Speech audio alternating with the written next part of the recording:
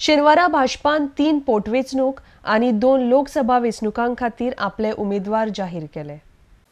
काँग्रेसीचे उमेदवार अजून एका वाटेन थारना जाल्यार दुसरे वटेन भाजपान 3 पोटवेंचणूक आनी 2 लोकसभा वेंचणुकां खातीर आपले उमेदवार जाहीर केले.